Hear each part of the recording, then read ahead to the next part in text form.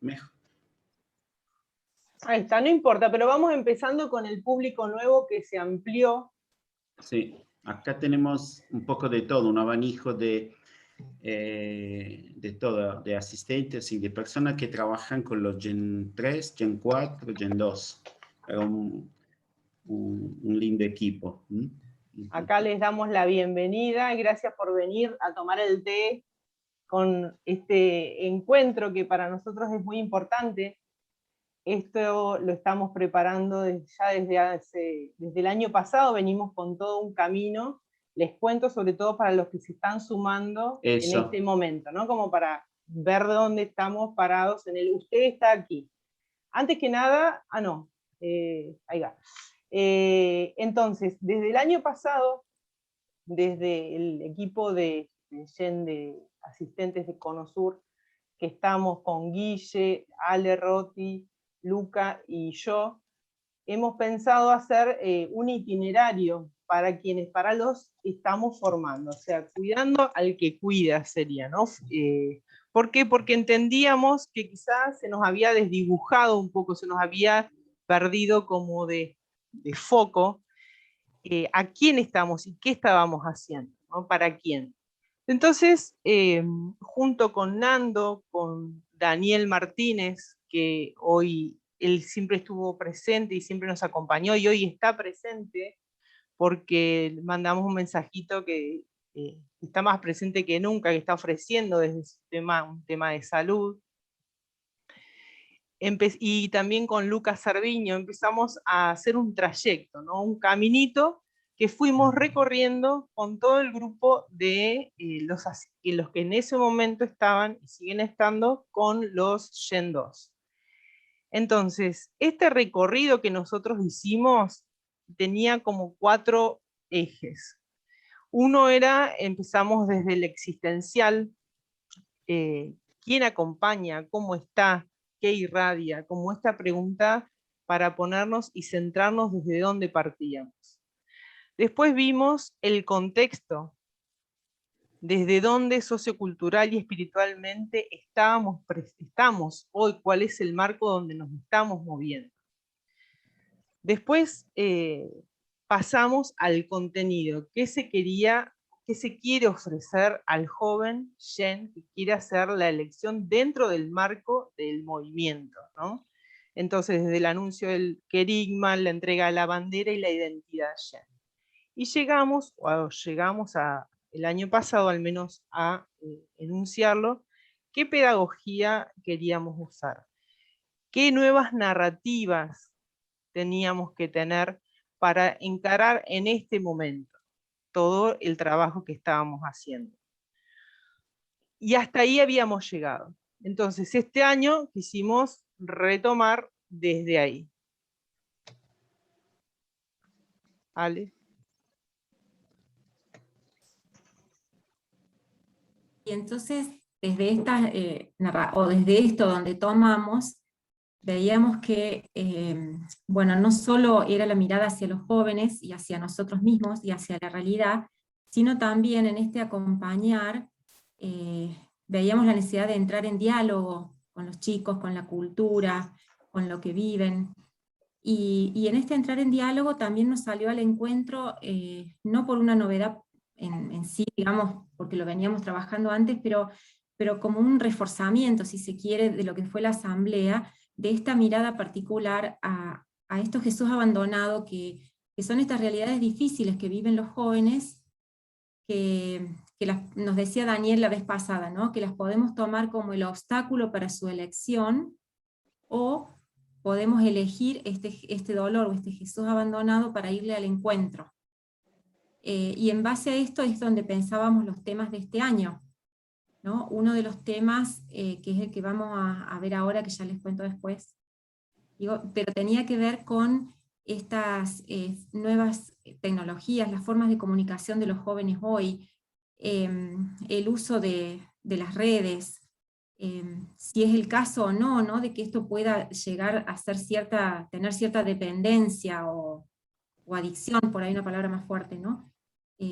Todo el tema de toda esta cuestión del género, del feminismo, de ideología o no, o perspectiva, ¿no? Todo esto que se abre ahí, el tema también de la homosexualidad, y todo lo que tenía que ver con profundizar en la radicalidad, en las opciones y demás. Entonces, en este acompañamiento que nosotros le queremos hacer a los jóvenes para que se encuentren cada vez más profundo con Jesús, todos estos temas nos ayudaban a nosotros para poder encontrarnos mejor, ¿no? Entonces, desde ahí es que, bueno, esto lo veíamos, el primer encuentro que lo tuvimos en junio,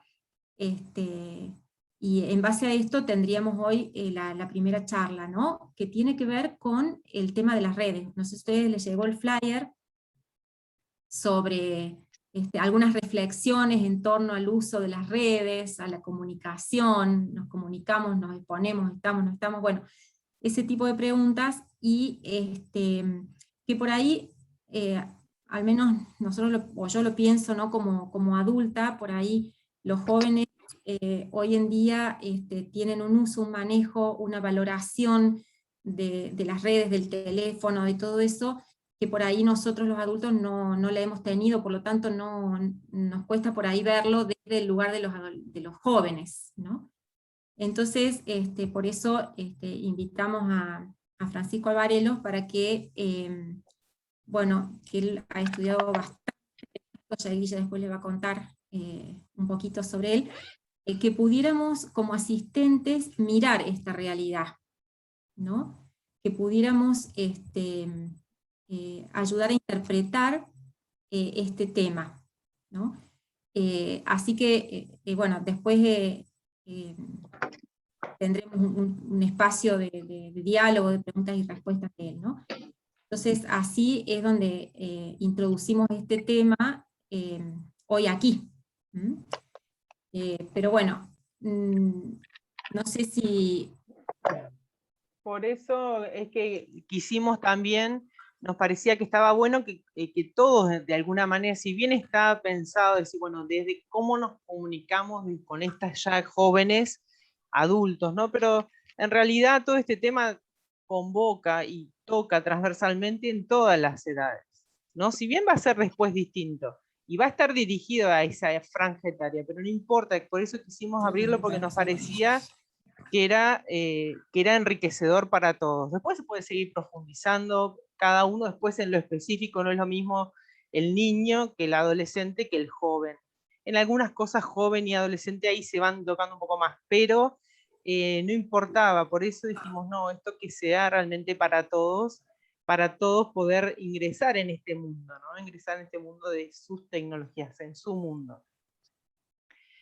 Luca, por ahí. Sí, sí, porque ahora el Francisco en la reunión de preparación de verdad nos dijo solamente, nos dijo algunas cosas y nos dio la medida de la ignorancia que tenemos sobre este mundo. Llamarlo este mundo paralelo no es bueno, pero es un mundo en el cual nosotros no entramos, nosotros los adultos, los formadores no entramos, ¿no? Y entonces nos va sin duda a dejarnos bastante sorprendidos, ¿no? De muchas cosas. Así que adelanto un poquito la presentación que Guille tendrá que hacer. Abrimos una paréntesis ahora, que no es una paréntesis, pero porque siempre todo lo nuestro. Y le damos un momento la palabra a Pat, porque quería Pat compartirnos una propuesta muy importante, muy interesante, ¿no? Y después volvemos a lo nuestro, ¿no? Todo es nuestro, obviamente, Pat. A ti la palabra. Gracias, Luca. Bueno, antes que nada, una alegría enorme, porque acá encuentro mucha gente muy querida, muy querida. Bien, les queríamos contar, porque hace un año exactamente ahora, con Betu y con Mariano Carrizo, quizás lo conocen algunos, es un sacerdote voluntario que es mendocino, está en Mendoza. Nos invitaron a participar de Format. Format es un laboratorio internacional nuestro del movimiento de los focolares, que justamente quiere decir formación integral, Trinitaria, y me estoy olvidando de algo en la sigla, pero bueno, es un laboratorio que reúne 80 formadores de distintas vocaciones, hay religiosos, sacerdotes, focolarinos, adherentes, etcétera, etcétera, y que, como la palabra lo dice, como laboratorio estamos trabajando, primero haciendo un diagnóstico, tratando de relevar los más posibles datos de qué está pasando en cuanto a la transmisión del carisma, cómo encontrar nuevos formatos. Estamos trabajando como en distintos frentes, ¿no? Cuando nos convocaron, a nosotros tres, Griselda y Pepa nos convocaron para representar en cierto sentido al Cono Sur. En ese momento yo vivía en la Mariápolis Lía, ahora estoy en Bahía Blanca hace 3 meses. De todas maneras, aunque estoy en Bahía, el compromiso fue seguir conectada con la realidad juvenil, porque estoy también haciendo un trabajo de investigación sobre justamente cómo actualizar el carisma pensando en las nuevas generaciones. Entonces, con Betu y con Mariano, durante este año fuimos entrando en toda la dinámica, nos fueron formando, y ahora nosotros tres estamos participando en distintos grupos de trabajo en este famoso laboratorio Format. Por ahí en otro momento, si les parece oportuno, podemos hacer un ayornamiento solo de esto, porque ya estamos trabajando en contenidos y en metodologías, ¿no? Pero ahora, yo lo que les queríamos proponer nosotros tres era el que pudiera, la que pudiera y tuviera unos 5 minutos. Yo ayer mandé en el grupo de los asistentes un cuestionario con 2 o 3 preguntas. Lo que nos interesa a nosotros es poder relevar algunas experiencias logradas y otras no logradas que ustedes puedan compartir de su relación con los jóvenes, porque esto nos va a servir mucho para aportar también desde el Cono Sur a todo este trabajo que estamos haciendo a nivel mundial de cómo nos estamos acercando a la realidad de los jóvenes en la transmisión del carisma. Yo ayer lo mandé, pero hoy una popa me dio la idea de transformar eso que les mandé, que era un Word, en un formulario Google, de modo que sea más ágil para ustedes responderlos desde el mismo celular y también para nosotros después leerlo y decodificarlo. Así que mañana les vuelvo a mandar el mismo formulario, el que pueda y la que pueda tomarse unos 10 minutos y compartir algo de su propia experiencia como asistente, nos va a servir mucho a nosotros para este trabajo. Gracias. Sí. Solo para aclarar que este laboratorio está encarado, ¿no?, para asistentes que acompañan a jóvenes de 18 a 30. Sí. Entonces, sí. a experiencias serían orientadas hacia esa edad. Exactamente, sí, gracias Beto. Sí, tal cual, tal cual. Para asistentes que acompañan esa franja etaria. Bueno, eso, muchísimas gracias. Gracias, Pat. Gracias, Pat. Está Muchas muteado, gracias. Luca. Sí, estamos esperando que Francisco se conecte. Mientras tanto, el Guille ya puede adelantar la presentación. Sí, ahí me dice que en 2 minutitos entra. Él estaba dando clases hasta las 8:30 y le pedimos si pudiera anticiparlo un poquito y bueno, ya está entrando ahora. Bueno, lo voy presentando. No sé si presentarlo si no está, pero bueno, no voy a hablar mal de él. Una de las cosas que nosotros veíamos y que veo yo personalmente y que me cuesta tantas veces con los chicos, y ese fue el planteo primero que le hicimos a Paco, a Francisco, es esta imposibilidad a veces que sentimos, decía Lucas, ¿no? De comprensión de qué estamos hablando cuando decimos algo. Y por ahí, en el caso mío personal, lo atribuyo muchas veces al hombre viejo, a que no entendió nada, a que es vago, a que, no sé, a tantas cosas que me sale como y tantas veces es porque no comprendo el idioma, ¿no? Y entonces en las tecnologías, hoy tecnología está por todos lados, digamos, este nuevo cambio de idioma que tienen los chicos, también no solamente es idioma, sino también son cambios que van cambiando de nuevo y que vuelven a cambiar y que van a seguir cambiando. Entonces, por ahí el paso nuestro es de abrirnos a estos cambios, que no llegaremos nunca a estas velocidades, ¿no? Pero quizás, y lo vuelvo a repetir, en mi caso, y por ahí hablando con algunos les pasaba lo mismo, ayudarnos también bajando los prejuicios, entendiendo qué quieren decir cuando dicen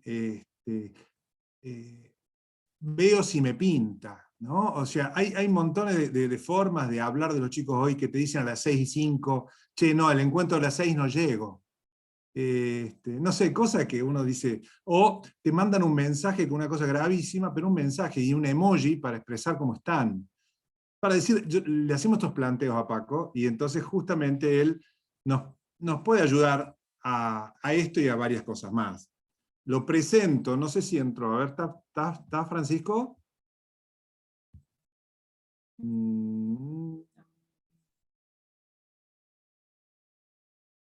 No, lo presento, bueno. Él es un doctor en comunicación social por la Universidad Austral, licenciado en comunicación social con orientación en periodismo por la Universidad Nacional de La Plata. Es docente, investigador de la Universidad Austral y de varias universidades de Argentina y Latinoamérica. Investiga sobre temas relacionados con la tecnología, las formas de lectura y las narrativas transmedia. Entre otros libros ha publicado Personalizar el vínculo con la tecnología hacia un discernimiento de la cultura digital, que lo vendemos acá al final del pasillo. Desde hace muchos, no, porque está buenísimo, personalizar el vínculo con la tecnología hacia un discernimiento de la cultura digital. Desde hace muchos años forma parte del movimiento a la Palabra de Dios, donde participa de una comunidad de vida del Centro Pastoral de Núñez en la ciudad de Buenos Aires. Y ahora tendría que yo decir con ustedes Francisco, pero Francisco no está. Es por esto que decimos de las nuevas formas de comunicarnos. Así que podemos cantar una canción, Fer. No, malísimo. Pero bueno, gracias a todos los que se van sumando, porque hay, gracias a Dios, de todos lados, hay una gran presencia uruguaya, vamos Uruguay, y de todas partes, de Paraguay, Chile. Hagamos así, Fer, ¿qué les parece? Mientras que entre, al menos que se presenten los que, no sé, que no conocen y no nos conocemos un poco más, no sé. Écolo. Perdón. Ahí está, está. Hola, buenas tardes. ¿Qué tal? Ahí ¿Cómo está están? Francisco. Hola, Francisco. Hola, Francisco. Mira, ahí antes que entraras hicimos un brevísimo recorrido por tu currículum y un poco, les contamos algo de la charla que tuvimos y de los interrogantes que se nos presentaban. También Luca dejó en claro que cuando empezaste a hablar nos damos cuenta que la distancia que sentíamos que teníamos hasta estas formas nuevas de diálogo era mucho más grande de las que por ahí creíamos tener.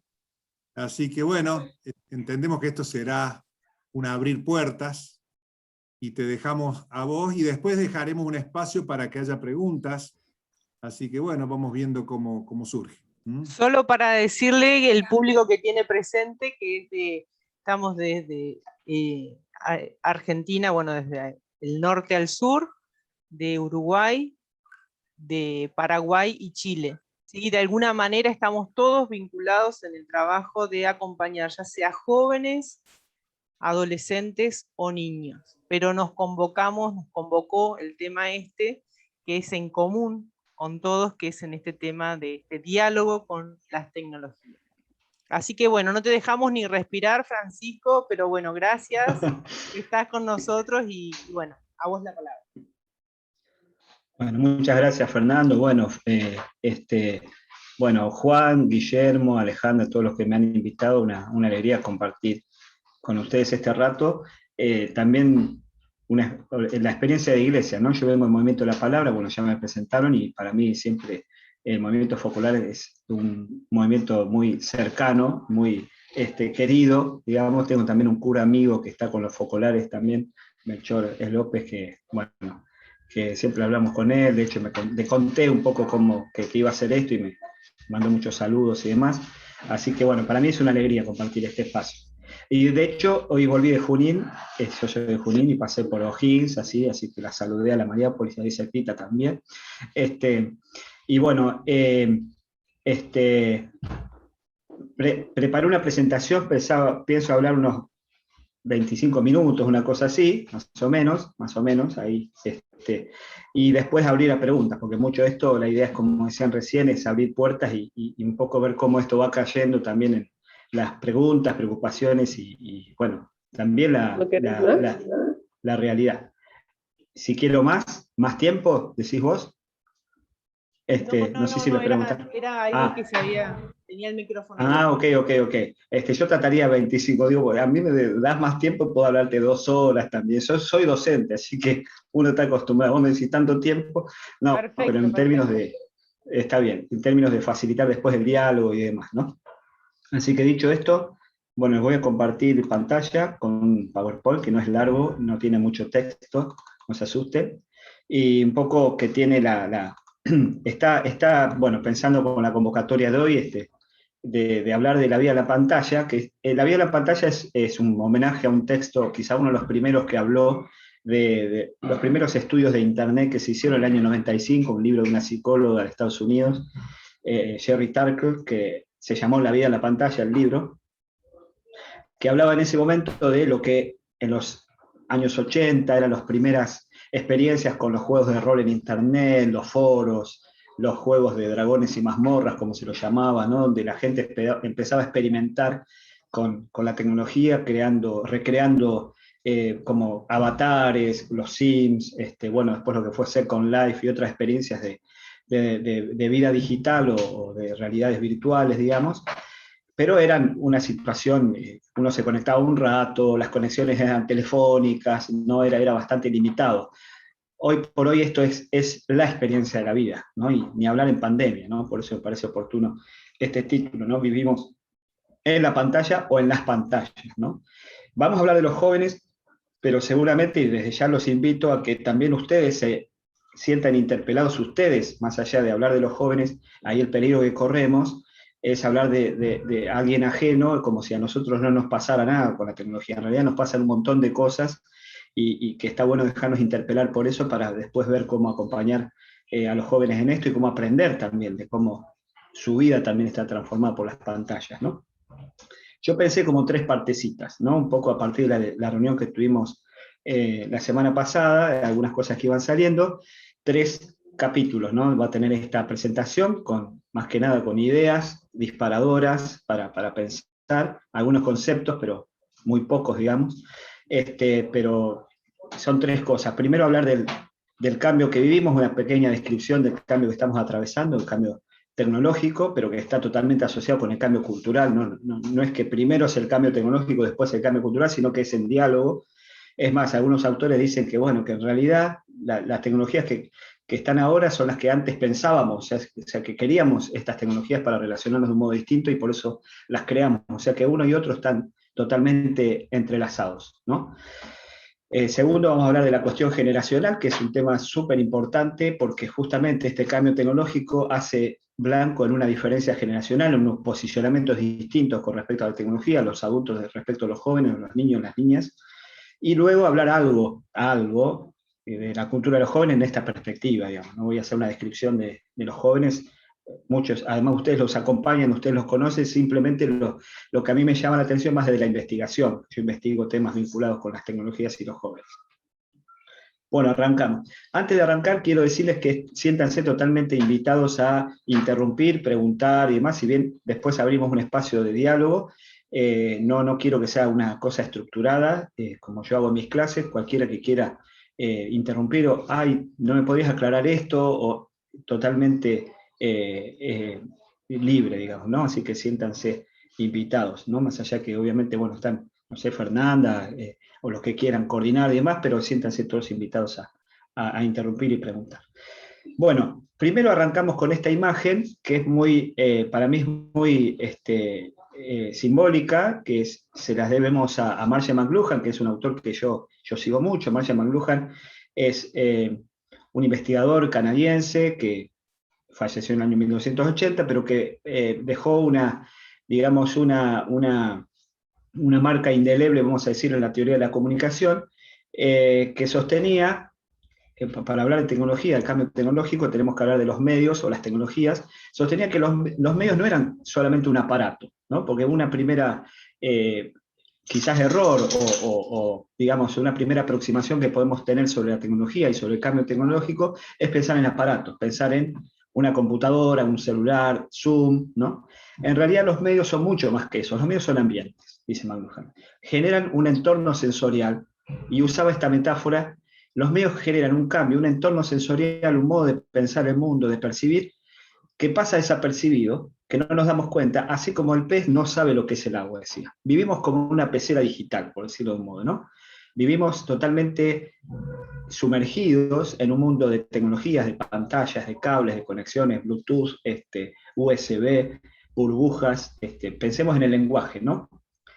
Zoom, Meet, Jitsi, bueno, todos los nombres que fuimos incorporando en estos años de la pandemia, ¿no?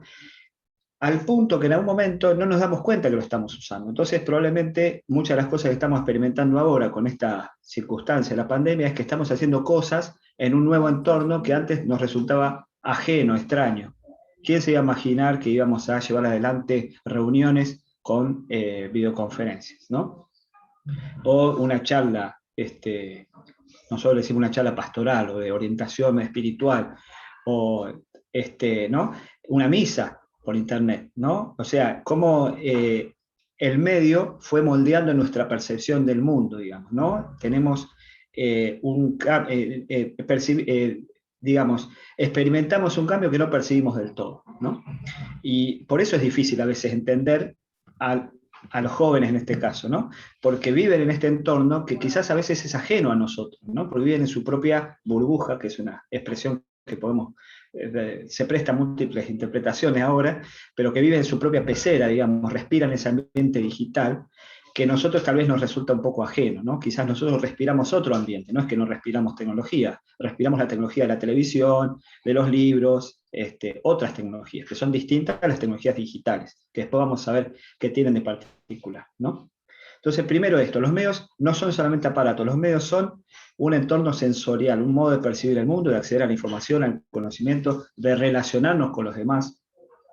Vamos a ver después cómo esta característica relacional de lo digital es tan fuerte en los jóvenes que tal vez para nosotros los adultos nos resulta todavía desafiante, ¿no?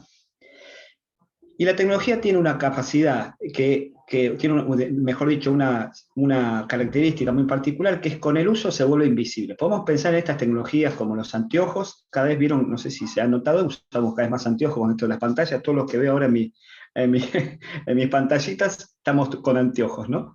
A mí me pasó algo muy raro, que hace poco tuve un encuentro presencial con mis alumnos de la Universidad Austral, un encuentro de revinculación, como lo llamamos, y era muy raro verlos sin anteojos y con barbijo. Acá nos vemos con anteojos y sin barbijo, ¿no? No eran los mismos alumnos, claramente, ¿no?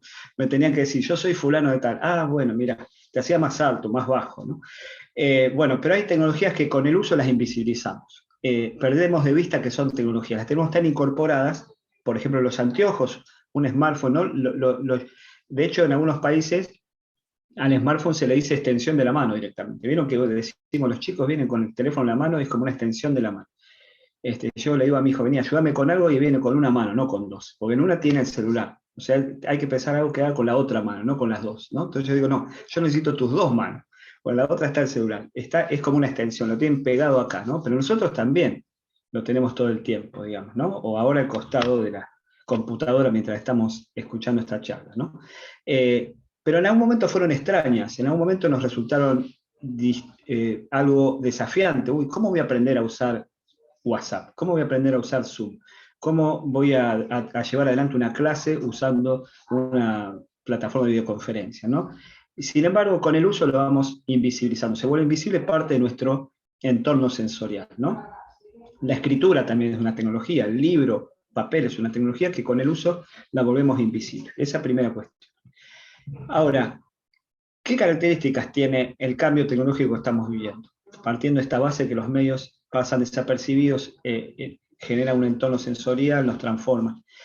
estamos pasando claramente de un modelo de comunicación, como lo podemos llamar broadcasting, ¿no? Esto lo que vemos ahí en ese dibujito es un medio, la radio, la televisión, los diarios, los libros, ¿no? En el que quizás nos criamos nosotros, ¿no? Medios broadcasting, un emisor que tiene el acceso a la información, concentra el poder de la información y lo distribuye unidireccionalmente a receptores que están dispersos, ¿no?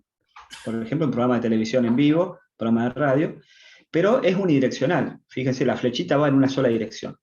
No hay posibilidad de feedback o retroalimentación, o esa posibilidad es muy limitada. Por ejemplo, llamar por teléfono a un programa de televisión para participar, o mandar un correo electrónico, o una carta al director del diario que si quiere la publican días después que yo la mandé.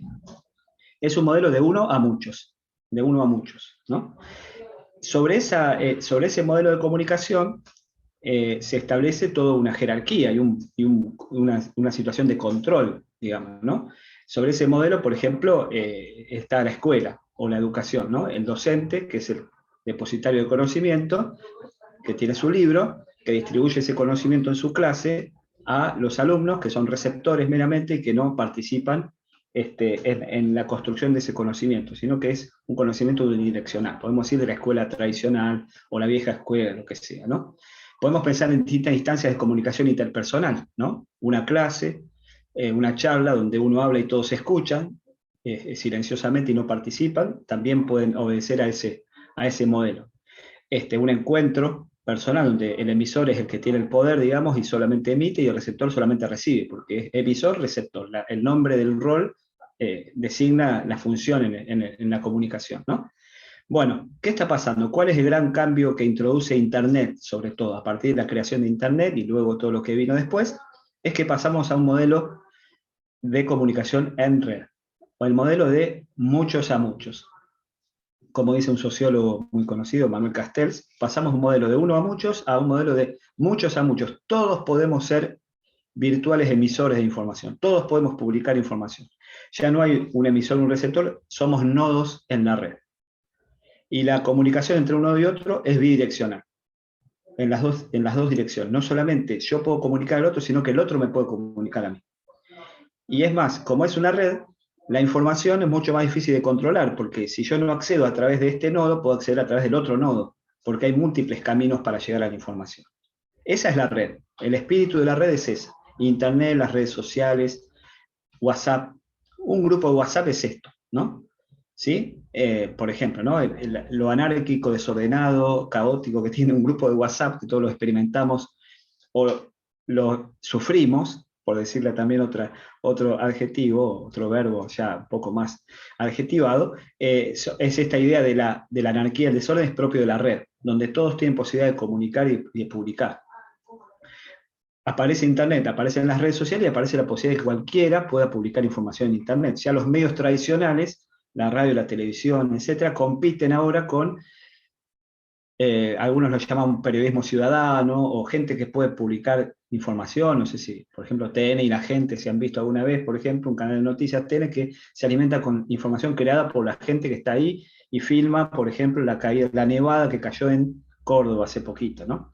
No sé si hay alguien de Córdoba, cayó una nevada importante, bueno, filma la nevada y con eso lo pasa en el noticiero, digamos. Tiene que ver con que cualquier persona puede crear información. Esto es un gran desafío porque precisamente es casi la condición sine qua non de estar hoy en el mundo, es tener una herramienta en nuestra mano, que es un celular, que es un medio de comunicación. Yo acá puedo filmar, puedo grabar, escribir, y puedo tener mi medio, puedo transmitir video por streaming en directo desde cualquier lugar del mundo, contando, mostrando algo, hablando, puedo publicar fotos, textos, ya lo sabemos, ¿no?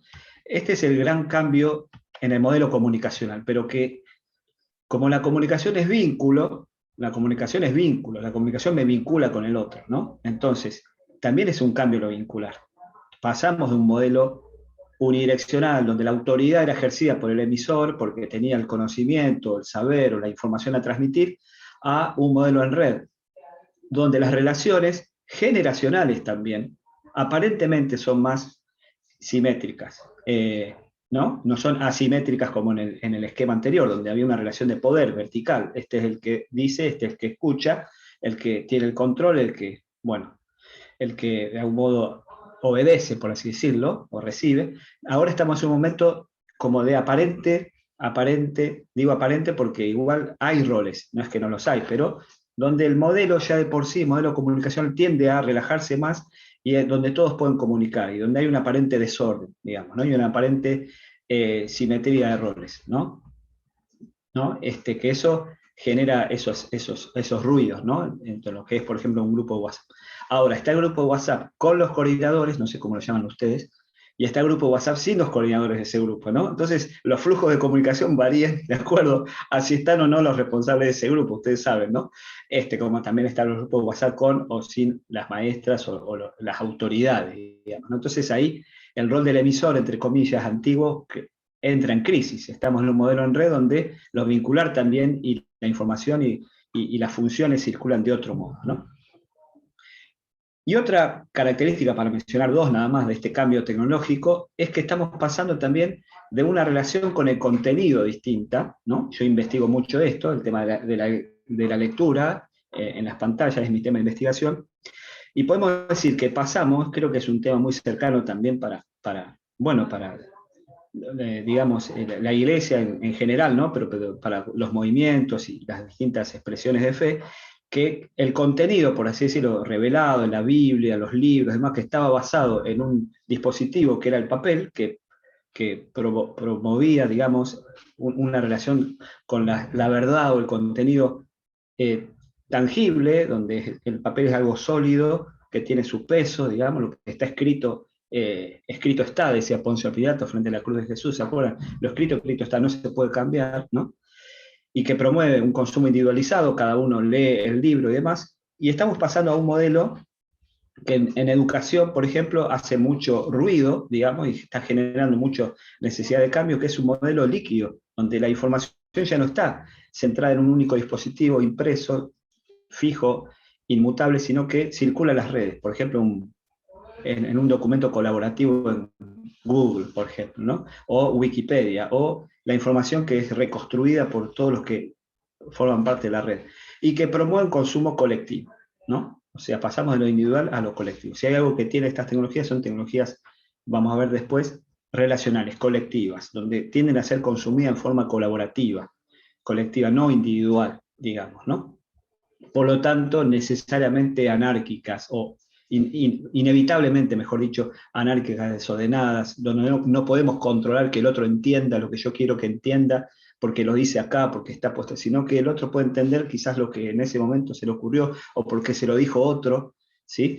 Esa es la distinta relación que tenemos con el contenido. Entonces, cambio tecnológico, dos cosas, modelo de uno a muchos, al modelo muchos a muchos, y de la solidez del contenido basado en un único dispositivo, asequible, digamos, mejor dicho, tangible, a que la información está en el aire, está en las nubes, está circulando. Segunda cuestión, generacional. Ya fuimos entrando varias cosas, porque ya esto nos desafía en algunas, pero voy a puntualizar en algunas en particular. Esta es una frase que a mí me encanta para definir lo que es tecnología. Fíjense, esta lo dijo Alan Kay, que es uno de los creadores de las primeras computadoras. Tecnología es todo lo que fue creado después de que vos naciste, ¿no? Todo lo que fue creado después de que vos naciste. ¿Qué quiere decir? Quiere decir que todo lo que fue creado antes que vos nacieras, todo lo que vino en tu entorno sensorial cuando vos naciste, ya no lo consideramos tecnología, está dentro del entorno que te es natural para vos, ¿no? En cambio, todo lo que fue creado después es tecnología, es decir, por un momento es algo artificial que hay que aprender, que te cuesta un montón. ¿Cómo nos cuesta a los adultos y con los que tienen más edad más todavía, aprender a usar dispositivos nuevos, ¿no? Yo hace poco vi a mi mamá allá en Junín y me dice, ay, ¿cómo me cuesta? Netflix cambió la interfaz, ahora los subtítulos tenés que ir abajo. Eso me dice, me cuesta un montón entender cómo cambiarle el subtitulado o si está hablado en el idioma original o en español a una persona adulta, ¿no? De 80 años como es mi mamá, ¿no? Porque son tecnologías que fueron creadas después de que tu cabeza fue de algún modo, vamos a decir, formateada por tecnologías anteriores, de vuelta por las tecnologías lineales, la televisión, una cosa por vez, ordenadas, de largo aliento, cosas largas, ¿no? Y ahora estamos en un momento distinto, ¿no? Pero para los chicos, para los jóvenes que nosotros acompañamos, esto que para nosotros es tecnología es el aire que respira. Es algo totalmente natural, es la pecera en la que viven y están metidos, ¿sí? Para nosotros es tecnología, es algo extraño, difícil, que tenemos, quizás necesitamos a veces de un manual para que nos explique cómo usarlo, y ellos no necesitan de manual, ellos van a tocar, ¿no? Y van a experimentar, y lo respiran, y es el aire, el agua que respiran, es lo natural, ¿no? Lo que ellos viven todos los días, sin que nadie se los explique, ¿sí? Acá McLuhan, que es este autor, perdón, que esto es como una clase un poco, ¿no? Pero voy a tratar de alivianarlo lo más posible, usa una metáfora para explicar esta cuestión generacional, y dice, tendemos a mirar como por un espejo retrovisor. Avanzamos, ahora estamos en el momento de lo digital, pero en el espejo retrovisor seguimos mirando, dice, la carroza o la dirigencia, ¿no? De Bonanza, una serie bien boomer, para decirlo de un modo, ¿no? Vieron las palabras como las que mencionamos, las generaciones. Los boomers o los baby boomers son los que nacieron después de la Segunda Guerra Mundial por el efecto de los nacimientos luego de la Segunda Guerra Mundial, ¿no? Pero bueno, Bonanza, una serie de creo que los 80, ¿no? Creo que fin de los 70, los 80. Yo era muy chiquito, la veía en blanco y negro en la tele, en un televisor que tenía 5 canales nada más. Dice McLuhan, el pasado se fue por allá. Cuando tenemos que hacer frente a una situación completamente nueva, siempre tendemos a encariñarnos con los objetos con el sabor del pasado más reciente. Miramos el presente en un espejo retrovisor. Avanzamos hacia el futuro yendo hacia atrás. Los suburbios conviven imaginativamente con Bonanza. ¿Qué está queriendo decir acá el autor? Esto lo dice McLuhan en el año 67, fíjense. No había vivido el momento que estamos viendo ahora con Internet. Él hablaba de la televisión en ese momento, que era el medio de esa época, ¿no? A partir de los 50 sobre todo, que aparece la televisión y destrona a la radio de su centralidad. La radio era el medio que hegemonizaba la vida familiar, cultural. Bueno, aparece la televisión y la desplaza un poco, ¿no? Hoy pasaría algo así con Internet, ¿no? Pero lo que dice McLuhan es algo muy importante para entender esta mirada generacional que tenemos sobre los jóvenes y la tecnología. Es que cuando miramos a los jóvenes, los estamos mirando con la nostalgia de cuando nosotros fuimos jóvenes, que vivimos otra tecnología.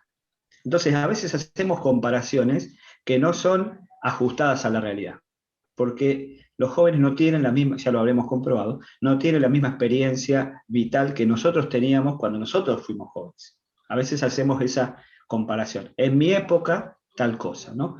Tu época fue tu época donde estaba la televisión, la videocasetera, a lo sumo alguna computadora con una pantalla con fósforo y con una conexión telefónica a internet de 56K que tardaba un montón en descargarse. Esa fue tu época. Ahora la época de los chicos es la instantaneidad, es WhatsApp, es plataformas como Twitch, como, bueno, YouTube, que ya la conocemos, ¿no? Pero son otra forma de ver el mundo, digamos, ¿no? Pero cuando miramos, tratamos de entender el presente, dice McLuhan, generalmente lo comparamos con el pasado. Y decíamos, no, jugar era lo que hacíamos nosotros, leer era lo que hacíamos nosotros, ¿no? La experiencia de juventud era la que tuvimos nosotros, y la experiencia de la juventud de los jóvenes es muy distinta a la que tuvimos nosotros en su momento, porque los medios, las tecnologías que teníamos en nuestro momento, por así decirlo, de nuestra juventud, eran muy distintas a las que tienen los chicos de hoy, digamos, ¿no? Entonces, cuando miramos a los jóvenes y las tecnologías, es importante reconocer si en nuestra mirada no hay algo de esto. No hay algo de, vamos a usar una metáfora bien argentina, ya que hay gente de varios países, es como una mirada de tanguera, de la nostalgia. ¿Te acordás, hermanos, qué tiempos aquellos, no? Yo, el otro nombre que le hubiera puesto a esta charla, hace mención, no me acuerdo si se las comenté la semana pasada en la reunión, a un sketch de Lelutier, que es un conjunto que yo admiro mucho, que se llamaba Los jóvenes de hoy en día, que era una canción que hablaba de los jóvenes y las cosas que hacían los jóvenes, ¿no? Con esta mirada generacional que decíamos, ¿no? Y termina reconociendo que en realidad lo que le decían los jóvenes era porque lo estaban envidiando, porque ya no podían hacer eso que hacen los jóvenes hoy en día, porque ya no son jóvenes los que hacían la canción, ¿no? Y a veces cuando evaluamos la relación entre los jóvenes y la tecnología, tenemos esa mirada generacional, o como yo la llamo, o varios autores la llaman, adultocéntrica, así una mirada sobre lo joven, pero desde la experiencia del adulto, que no termina de comprender la dinámica del joven, porque la compara con el pasado. Y ahí es donde erramos, porque estamos desconociendo que el presente está siendo moldeado por tecnologías como las que estamos mencionando, que genera una experiencia, un entorno sensorial diferente al que tuvimos nosotros en nuestro momento, digamos, ¿no? Por lo tanto, es un desafío enorme abrirnos a eso, porque implica como salir de la zona de confort, decíamos la semana pasada, salir de la zona de confort y abrirnos a algo que nos inquieta, nos interpela, nos pone en un lugar diferente, ¿no? ¿Y cómo caracterizamos a los jóvenes? Esta es la primer, quizás uno de los primeros mitos que apareció a principios de los 2000, el de los nativos digitales. Entonces le pusimos el rótulo de nativos digitales a los chicos con la tecnología y nos quedamos tranquilos. Lamento decirle, gente, que los nativos digitales no existen. Son los padres. Hay un libro que dice, los nativos digitales son los padres, ¿no? Como diciendo, en realidad son los padres porque ya este es un concepto del año 2000, así que... pero ¿qué quiere decir que no existen? Los nativos digitales, este atributo que se le da a los chicos que nacen con las tecnologías, es un texto de un norteamericano, Mark Prensky, que lo publica en el año 2001, decía que los que nacían a partir del año 1980 tenían una experiencia con las tecnologías de los celulares, los videojuegos y demás, eran más amigos de la multitarea que de la lectura, tenían facilidad para hacer varias cosas a la vez, etcétera, etcétera. Y esa categoría no nos ayuda hoy por hoy a entender a los jóvenes, porque los nativos digitales están sobrevaluados. ¿Qué quiere decir esto?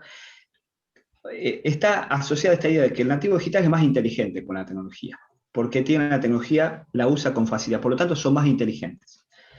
¿Y por qué digo que está sobrevaluado? Porque en la pandemia lo que puso en evidencia era que los nativos digitales no existían, porque los chicos cuando tuvieron que hacer tareas usando tecnologías tan cercanas para ellos como los celulares, las pantallas, etc., se dieron cuenta que no sabían usar Excel, que no sabían usar algunas funciones avanzadas de Word, había un montón de cosas que no sabían hacer con la tecnología que supuestamente ellos sabían manejar. ¿Por qué? Porque los jóvenes, los chicos, tienen una relación con la tecnología tan natural como pez en el agua, no mediada por la enseñanza, sino por la intuición, por el autodidactismo, porque se enseñan entre ellos, donde lo escolar o el mundo adulto, por así decirlo, no interviene porque ellos aprenden solos, por así decirlo, y nos damos cuenta que en realidad saben algunas cosas, no todas. Saben manejar los aparatos y saben hacer un montón de cosas que a ellos les interesan. Subir un video a YouTube, capaz que son youtubers o tienen un canal de YouTube o son streamers y publican videos mostrando cómo juegan un juego a través de Twitch, por ejemplo, o hacer un programa, digamos, como si fuera de radio o de televisión, pero tal vez no saben hacer cosas complejas con algunos programas que vienen en las computadoras. Porque en realidad su abordaje a la tecnología va por el lado del entretenimiento, por el lado del manejo, digamos, intuitivo, desprejuiciado de las tecnologías, pero no desde el aprendizaje formal. Entonces, cuando viene la pandemia y la escuela se vuelca al Zoom y demás, nos encontramos con este problema. Los chicos no sabían tanto como pensamos. Entonces, ahí se nos cae este mito, otro mito que hay que derribar, de la mirada generacional sobre los jóvenes. No podemos creer que los chicos son más inteligentes porque saben manejar las tecnologías. Son las tecnologías que ellos usan naturalmente, que aprenden en forma intuitiva, autodidacta, como decía, pero no necesariamente quiere decir que saben todo de esa tecnología. Y ahí los adultos podemos aportar algunas cosas, aunque no sepamos usar los aparatos. Pero sí, por ejemplo, para ponerles un solo ejemplo nada más, que es un tema muy sensible para la educación, pero creo que para todo, la lectura crítica de las noticias, por ejemplo, de la información, ¿no? No sé, acá si habrá docentes en la sala, pero seguramente hay padres de chicos en edad escolar. Una tarea habitual de la escuela es: chicos, busquen información en internet sobre tal cosa. Pero no se le dice a los chicos cómo buscar información en internet. Buscan en cualquier lado, se meten en Google, los primeros resultados, copy-paste, listo. Pero, ¿cómo es ese resultado? El primer resultado que apareció es el bueno. ¿De dónde sacó la información? ¿Cuál es el sitio? ¿La fuente es confiable? ¿Cuándo la publicaron? ¿Quién es el autor? Ese tipo de preguntas son las que tenemos que introducir los adultos, digamos, como docentes, ¿no? Por ejemplo, en el uso de la información, o lo que se llama ahora las noticias falsas o las fake news, ¿sí? ¿Por qué circula la fake news? Porque precisamente hay mucho desconocimiento del uso crítico de la tecnología digital. Se cree todo lo que aparece en las redes. Porque me lo mandaron por WhatsApp, porque me lo mandó fulanito, me lo creo. Eso nos pasa a los adultos también. Más todavía, ¿no? Y a veces a los jóvenes, por eso lo investigo yo, les llegan los mensajes de sus padres con noticias falsas. Entonces le tienen que decir: no, mamá, esto no es verdad lo que te pusieron acá. Pero me lo mandó fulanita, que la conozco de la peluquería. No, pero que te lo haya mandado fulanita no quiere decir que sea real. ¿De dónde lo sacó fulanita? No sé, se lo mandó la otra. Bueno, y la lógica de circulación de las noticias en las redes también pone en evidencia que el uso crítico no lo tenemos incorporado, y que los jóvenes, por usar las tecnologías supuestamente con mayor facilidad, no lo tienen incorporado tampoco. Y esto que están viendo acá es para cerrar esta parte sobre los mitos. Se dice mucho de los videojuegos, después voy a hablar de algo para cerrar de la cultura juvenil, por así decirlo, y las tecnologías, ¿no? Pero lo que se dice muchas veces ahora sobre los consumos que tienen los jóvenes sobre, por ejemplo, los videojuegos, se decía de los libros en su momento. Esto que ven acá es un artículo del año 38 que dice, leer mucho hace mal. Uno podría decir, están locos, ¿cómo van a decir algo así? Eso se decía en aquel momento. Y hay muchos discursos de muchos, yo investigo la historia de la lectura, y hay muchos ejemplos de autores que hablaban mal de la gente que leía mucho. Estaba mal visto leer mucho, sobre todo que las mujeres leyeran, sobre todo novelas. Era el género más criticado, la novela, porque las mujeres se emocionaban, se ponían a llorar, les traían problemas físicos. Se decía cualquier barbaridad sobre la gente que leía. Algo muy parecido a lo que se dice hoy con los videojuegos, las computadoras, los celulares, ¿no? Porque claro, cuando hay algo que aparece, irrumpe y es consumido, usado por muchos, aparecen las miradas de alerta, ¿no? Y a veces hay que salirse de ese discurso, ¿no? Que a veces está muy instalado, sobre lo nuevo peligroso, para ver en realidad cuánto hay de cierto en esto. En su momento se decía que leer hacía mal, por ejemplo, y claramente no se comprobó eso. Jugar videojuegos hace mal, y si es en exceso, como todo, obviamente, si dejas de comer, sí, pero hay algo necesariamente asociado con la tecnología que usan, con lo peligroso o con lo dañino, lo perjudicial, ¿no? La historia de los medios muestra que no, que eran miradas del momento de peligro, porque se veía que la gente hacía algo mucho, por ejemplo leer, ¿no? Y la gente leía a escondidas. Se hablaba de fiebre lectora, lectura voraz, ¿no? Como asociándolo a prácticas como comerse los libros, devorarlos, ¿no? Que la seguimos usando. Bueno, la cuestión es que se leyó mucho y no por eso nos dañamos, digamos, ¿no? Fueron prácticas que fuimos incorporando en nuestra forma de vivir. Bien, y lo tercero, para cerrar y abrimos a las preguntas, los veo que están muy callados, espero que se preparen unas buenas preguntas, hablar un poquito de, bueno, ¿cómo es? Bueno, habiendo hablado de este cambio tecnológico, haciendo dos puntualizaciones nomás, y de esta mirada generacional, bueno, en definitiva, ¿en qué andan los jóvenes? Seguramente ustedes saben en qué andan, pero bueno, primero, si hay algo que hay que terminar de entender de la tecnología digital, es que son tecnologías relacionales. Son tecnologías que sirven para establecer relaciones. No son tecnologías de uno a muchos. Son tecnologías de muchos a muchos. Piensen que todas las prácticas que hacen los jóvenes usando tecnologías son para estar con otros, para relacionarse con otros. Para relacionarse con otros. Para una pequeña radiografía de lo que es un millennial, en la pandemia, por ejemplo, ¿qué es lo que más se consume? ¿Qué es lo que más consume un joven hoy por hoy en la pandemia, ¿no? Videos online, 44%, música por streaming, tipo Spotify y otras plataformas, un 35%, abajo tenemos televisión o audiovisual televisión por streaming, ¿no? Tipo Netflix, un 41%, ¿sí? Esos son los mayores consumos. Fíjense que son consumos en lo digital, audiovisuales, de sonoros, ¿sí? Pero por streaming, ¿no? En directo, digamos, ¿no? También consumen televisión broadcast, o sea, la televisión tradicional, un 35%, un 36% prensa impresa, digamos, ¿no? Menor medida radio, ¿no? Esto para tener una idea, donde lo digital claramente va ganando posiciones, cada vez se consume más en digital, los diarios, los jóvenes, por ejemplo en Argentina, esto es un estudio en algunos países de Europa, ¿no? Pero en Argentina, por ejemplo, los jóvenes que yo investigo, que son los jóvenes que van a la universidad, 18 a 24 años, prácticamente no leen diarios papel.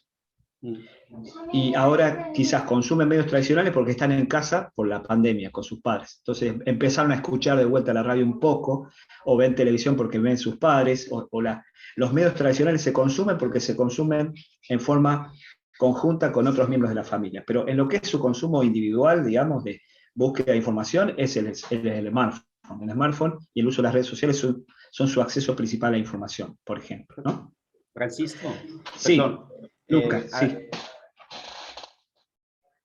Adelante. La diapositiva anterior, perdón. Acá se hablan de porcentajes, ¿no? Pero la base, ¿cuál es? Porque son la suma de todos estos porcentajes mucho más que 100. Sería, Sí. ¿cómo se lee? Perdón, Sí, pueden elegir más de una opción acá los encuestados. Esta es una muestra, es un estudio Media Consumption en Europa, ¿no? No recuerdo ahora el país donde es, para dar una muestra, pero ellos pueden elegir, obviamente pueden elegir más de una opción, no es una u otra, porque la realidad es que consumen varios a la vez, ¿no? Son multitarea, que es una de las características, ¿no? De hacer varias cosas a la vez. Es muy difícil. Si, ¿qué estás haciendo ahora? Te cuento, bueno, estoy viendo una serie en Netflix, estoy atendiendo una clase en una plataforma y estoy chateando con 3 amigos, por ejemplo, ¿no? Te pueden decir algo así, porque lo están haciendo a la vez, ¿sí? Pero estos son varias cosas, ¿no? De consumo de medios, ¿no? Gracias. De nada.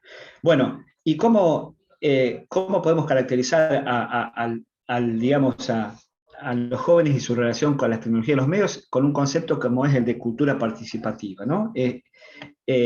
En los medios tradicionales, como decía el cambio tecnológico que mencionaba al comienzo, la participación de la audiencia, de los usuarios, era limitada, consumías un contenido, veías la película, veías la serie, la comentabas con tu familia.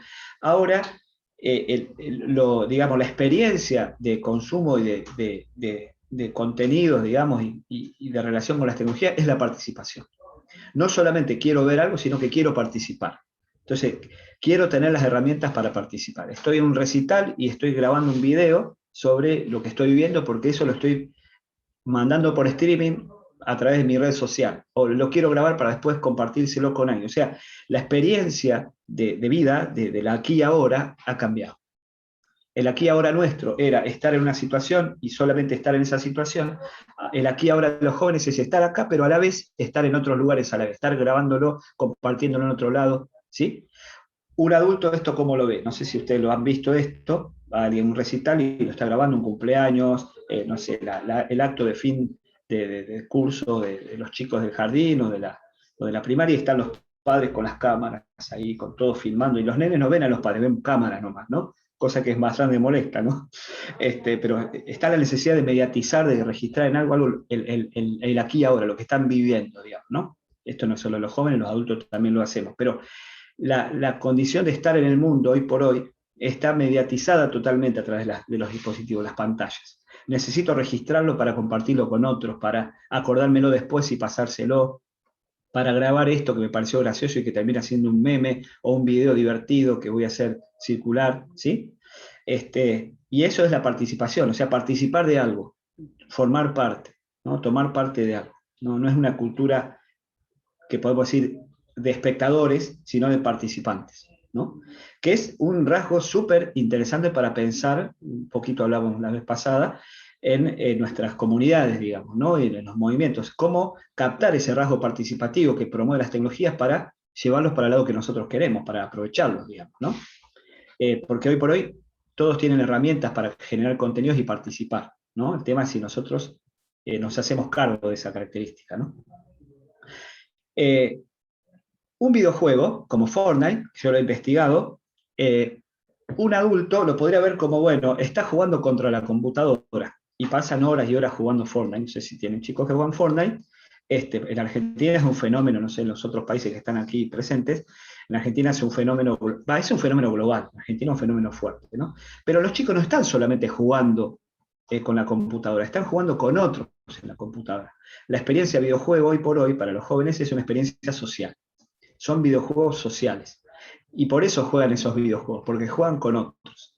Ya sea a través del juego, porque su avatar, ¿sí? En el juego, su personaje en el juego, interactúa con el personaje de otro amigo en el juego, o otro amigo de la Play, o alguien que conocen jugando en la Play. Hay distintos tipos de amistad en los juegos sociales, sino también porque juegan con otras plataformas en paralelo. Por ejemplo, están jugando y juegan con Discord, por ejemplo, juegan, pero a la vez están chateando por Discord, que es una plataforma de chat parecida al WhatsApp, por así ponerle alguna analogía, o con mismo WhatsApp, o usan Twitch para ver un videojuego mientras están jugando. No sé si ustedes lo han visto seguramente. Ellos están jugando en una pantalla principal que es la Play o la computadora, la PlayStation o la computadora, pero a la vez tienen en un celular, están viendo un video de alguien que jugó eso y le está mostrando un truco para pasar eso que están viendo ahí en el juego, ¿sí? La experiencia es una experiencia social, ¿no? Entonces, nosotros con un grupo de investigación hicimos un trabajo sobre qué pasa en las familias donde se juega Fortnite, ¿no? Y lo que encontramos era que los padres de los chicos que juegan Fortnite veían con preocupación que sus hijos tal vez hablaban con desconocidos, que gritaban, se ponían agresivos y demás, y para los chicos la experiencia era que en realidad hacían estrategias, jugaban con otros, se ponían así, es como perder jugando a cualquier cosa, que uno se pone medio, no sé si agresivo, pero por lo menos se ponía un poco loco, gritando porque no te salió bien, o porque perdiste, o porque te enojaste, porque otro te hizo algo que no querías. Algo similar sucede en el juego, y están con sus auriculares, con los micrófonos hablando. Claro, un padre lo ve eso en la cocina o en el living de la casa, y dice, ¿qué está pasando acá? ¿Por qué está gritando? Claro, el chico está metido en su juego, escuchando de dónde vienen los enemigos y disparando y poniéndose de acuerdo, anda para allá, para acá, me mataste. Suicidate, dale, suicidate, se dice. ¿Cómo le estás diciendo eso? No, porque tiene que ver con el juego, para poder seguir jugando. Bueno, un montón de códigos que nos desafían a nosotros a cómo entender la lógica del juego online. Pero son juegos sociales, son juegos sociales. Los chicos juegan, incluso se relacionan con amigos del colegio, y a veces se establecen relaciones fuera de lo que les ofrece la vida escolar tradicional.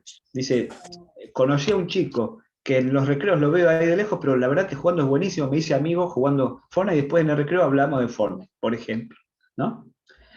O establecen alianzas, chicos de una escuela con otra escuela, etcétera, etcétera. Bien, y después para ir cerrando, hay algo que también nos hace mucho ruido a los adultos, pero también los adultos a veces caemos en eso, en el uso de las redes, que es, ¿qué significan las redes sociales? Hablamos de los videojuegos sociales y hablamos de las redes sociales, ¿no? Que ya no es algo tan nuevo, digamos, ¿no? Si hablamos de Facebook, es del año 2004.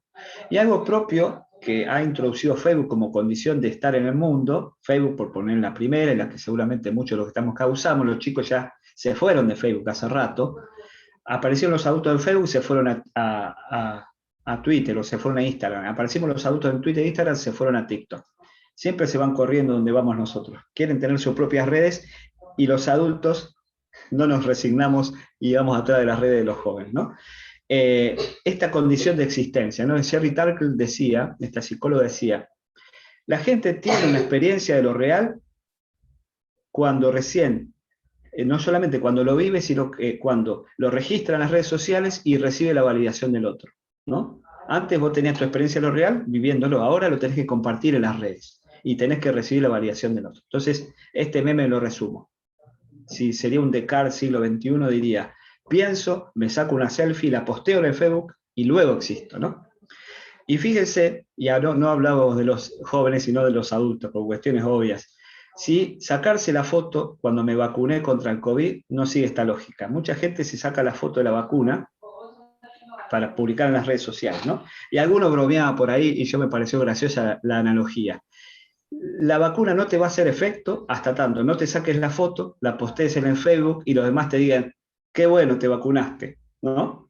Hay una necesidad cultural de aparecer, de desarrollar un yo virtual, digamos, ¿no? Que no es solamente los jóvenes, pero que es un cambio de época realmente, ¿no? Antes no necesitamos una plataforma para mostrar lo que hacemos y obtener la validación de los otros, sino que las cosas las vivíamos o eran los que nos rodeaban en ese momento. Ahora necesitamos eternizar ese momento publicándolo en las redes, ¿no? Lo que nos lleva a una última cuestión.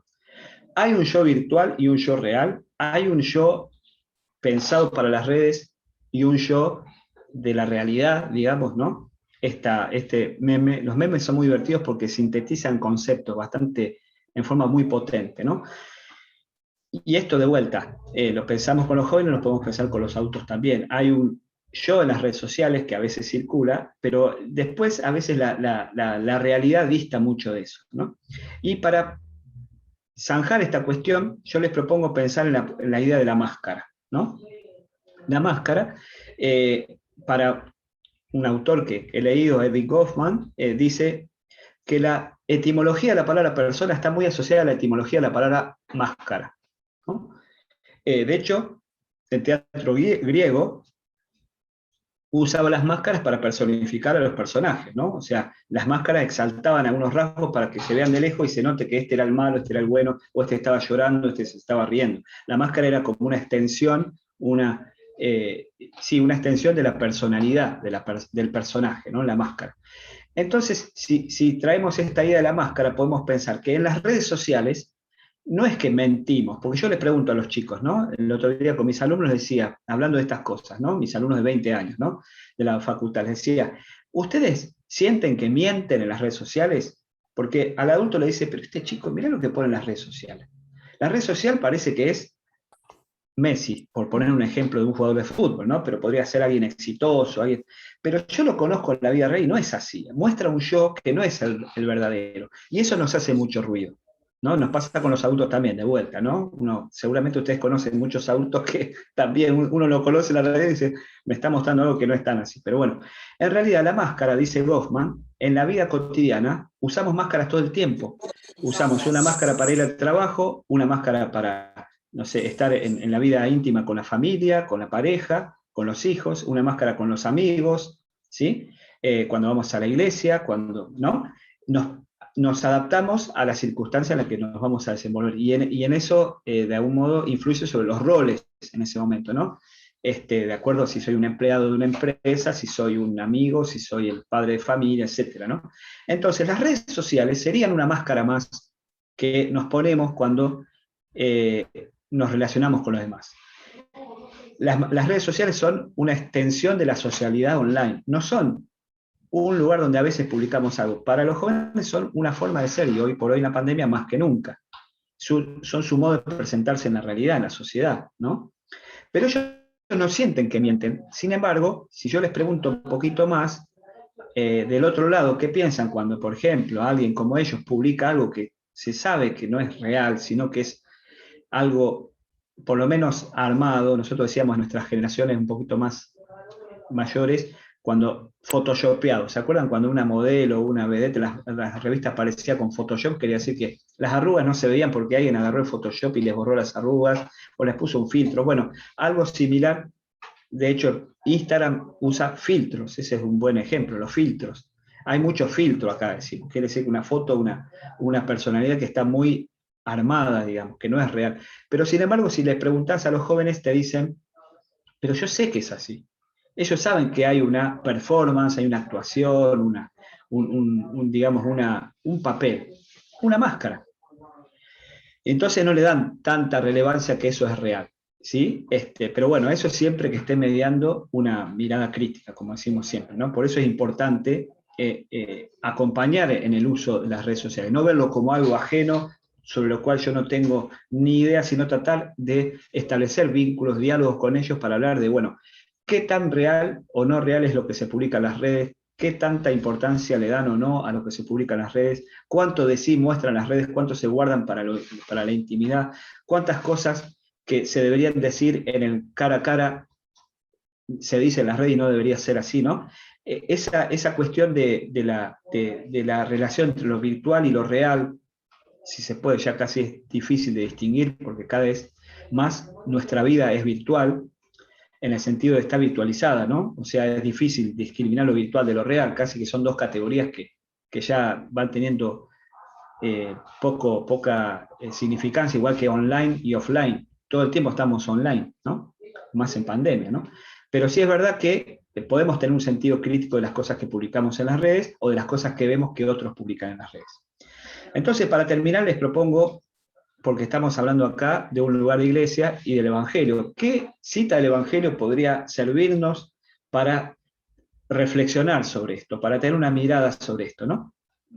Entonces, a modo de cierre, les propongo este fragmento del Evangelio de cuando Jesús a sus discípulos que estaban ahí debatiéndose entre si cómo tenían que comportarse frente a los fariseos y a los publicanos, y el tema del ayuno y la cuestión más aparente, digamos, de la vida de la fe, Jesús les dice: no se puede poner un vino nuevo en un odre viejo, así como tampoco se puede poner un parche nuevo en un vestido viejo, porque el odre viejo va a reventar con el vino nuevo, o el parche va a tensionar al vestido viejo y se va a romper. Entonces dice, vino nuevo en odres nuevos. Es decir, necesitamos nuevas estructuras, nuevas formas de pensar para entender esto que nos está pasando. Si queremos aplicar las viejas recetas, las viejas estructuras a esto nuevo, vamos a estar en una tensión que no nos va a servir, primero porque no vamos a comprender o a llegar a entender lo que está sucediendo, y segundo porque vamos a vivir en una tensión y en una... es como el vestido viejo, nos va a tironear, ¿no? Nos va a tironear. Justamente la pandemia es una gran oportunidad para repensar de nuevo, por ejemplo, cómo son nuestras relaciones con los demás, cómo es el modo en que tenemos de vincularnos, tratando de captar qué es lo propio de lo digital, qué nuevas formas de vinculación promueven, qué nuevas formas de presentación ante los demás, qué nuevas formas de mostrar a los demás quién soy, cómo construir mi personalidad, que son las cosas propias de los jóvenes, aunque también de los adultos, pero bueno, los que nos tocan acompañar. Cómo acompañarlos entendiendo de un modo el mundo en el que viven. Bueno, muy bien. Me fui bastante de lo que había pensado, perdón, les prometí 25 minutos y sin embargo fue mucho más, pero bueno, quedo abierto a preguntas, comentarios. Muchas gracias Francisco, Sí. la verdad que valió la pena, ¿no? Corriste, pero bueno, genial. Lo que queremos hacer ahora entonces es abrir, nosotros normalmente la reunión dura 1h30, así que son las 1:20 por ahí, nos quedan 10 minutos, no sé si da por ahí el tiempo de que nos podemos extender 5 minutitos más, Sí. pero bueno, podemos abrir el diálogo tratando de, bueno, si hay preguntas o ser breves para que podamos aprovechar al máximo, y les sugerimos por ahí si hay más de uno que pueden levantar la mano, ahí en reacciones, cliquean y pueden tener la oportunidad de levantar la mano. Tecnológica la Ale. Así nos ayudamos a un orden, ¿no? Porque como no estamos todos en una misma pantalla, tenemos varias paginitas, así nos vemos fácilmente. Así que bueno, si alguien tiene algo para preguntar, Adelante. adelante. En tanto, yo te agradezco muchísimo, Francisco, porque la verdad que, bueno, volver a escuchar más ampliado y más en profundidad el tema después de la charla que tuvimos la semana pasada, me ayuda a ir tratando de ser un odre nuevo para poder ir entendiendo estas nuevas formas de comunicación, de realidad, ¿no? Si bien no somos el pez en el agua, así que bueno, muchas gracias. Yo quiero solamente decir una cosa rapidísima, que mientras que tú hablabas, Francisco, me llegó al celular una notificación de que alguien presente en este grupo recién había puesto en Instagram una foto. Dos cosas, esta persona, mientras que te estaba escuchando, estaba manejando Instagram. Segundo, yo le di bolilla a este mensaje, ¿no?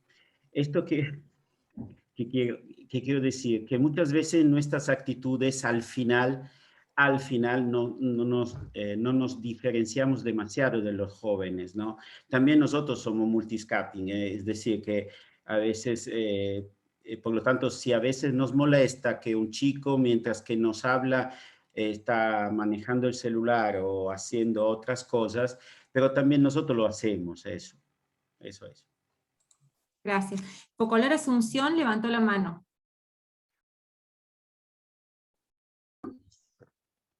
¿Se escucha? ¿Sí? Sí. Gracias por la ponencia, muy, muy interesante. Hice una reflexión porque dijo que son medios relacionales, ¿no? es verdad que ellos se ponen en relación con otros, pero mi reflexión es, no sé, por ejemplo, hay un encuentro de los chicos por la tarde, presencial, se ven después de mucho tiempo, y tienes un círculo de 8 chicos y cada uno está con su celular. Es verdad que se está relacionando con alguien, pero con ese tipo de relación tecnológica está cubriendo o escapando de esa relación presencial. Tienes 8 personitas, cada uno que no logran entablar esta relación, ¿no? Así como reflexión. Sí, yo te agrego algo más que sintetiza ese planteo. ¿Vieron esa frase? El smartphone o el celular te acerca a los que están lejos, pero te aleja de los que están cerca. No sé, ¿no? Que sintetiza un poco esta idea. Es verdad, o sea, son tecnologías relacionales que me relacionan con un otro que está lejos, ¿no? Pero claro, en un entorno copresencial con otro puede generar lo contrario. Y ahí lo que define eso es el contexto que le queremos dar a esa comunicación. Como yo decía, la comunicación es vínculo, pero esa comunicación, ese vínculo se da en un contexto particular, que le da sentido, digamos, ¿no? Entonces, lo que nosotros tenemos en los grupos, digamos, las reuniones, es una situación presencial, donde privilegiamos el estar con el otro en ese momento, el aquí y ahora con el otro, escuchándolo, mirándolo con atención, ¿no? Con toda la atención posible, pero tenemos la tentación de que con el celular podés estar en otro lado, digamos, ¿no? Yo a eso lo llamo multitarea vincular, ¿no? Multitarea vincular. Podemos hacer una multitarea, estar con varios a la vez, ¿no? De algún modo es como el error ahí está en traer algo propio de un tipo de actividad que es una actividad online, cuando estoy con varios a la vez, como decía recién Luca, es algo que hacemos todos. Es más, yo hacer eso que hizo esta persona que vos mencionabas, Luca, me da la sensación que esa persona que lo hizo está más metida en lo que está haciendo porque lo está compartiendo. Es un modo de estar involucrado con lo que está haciendo, es compartirlo en las redes. Yo lo hago todo el tiempo, eso también. Ahora no porque estoy hablando, pero si pudiera lo haría también, ¿no? Estoy acá en tal lado compartiendo tal cosa. Es como un modo de expandir esto que estoy haciendo. No me distrae de lo que estoy participando, pero tiene que ver con el contexto que yo le doy. Ahora, si a los chicos, estando cara a cara, están con su celular conectado, que nos pasa a las familias también, en la hora de la cena, nos pasa a todos, claramente ahí estamos usando algo de una realidad y lo estamos trasladando al otro, desaprovechando lo propio que tiene el contacto cara a cara, que exige exclusividad. ¿Qué tiene el contacto cara a cara que nos desafía? Exclusividad y tiempo real. Tengo que estar con el otro en tiempo real. No lo puedo grabar diciendo, no, para, no te voy a escuchar, te grabo, así te escucho después. No puedo hacer eso con el otro, ¿verdad? Lo tengo que escuchar en ese momento porque me tiene que decir algo importante. Es parte de la reunión, el clima de la reunión, etc. Es lo propio de lo copresencial. Ahora, cuando eso lo mediatizamos con una pantalla, aparecen esos ruidos, ¿no? Y creo que el desafío para volver a las reuniones presenciales ahora va a ser ese, ¿no? Recuperar o reconquistar el cara a cara sin estar mediando a través de las pantallas. O estar cara a cara con varios y algunos los tenés en la pantalla porque no pudieron venir a este lugar también, ¿no? Quizás esas van a ser como nuevas formas, nuevas experiencias de vinculación, pero tenés razón con lo que decís totalmente. Gracias. Marcela y Rubén.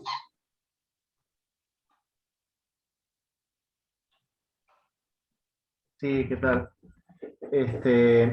A mí no me preocupa el hecho de que se interconecte tanto tenga multifunción al relacionarse con otros.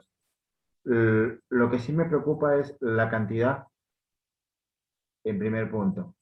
Segundo, que priorizan digo que emocionalmente y neuronalmente para un niño o un adolescente, manejar distintos tipos de tecnologías a la vez le impide desarrollar otras áreas intelectuales, como por ejemplo, es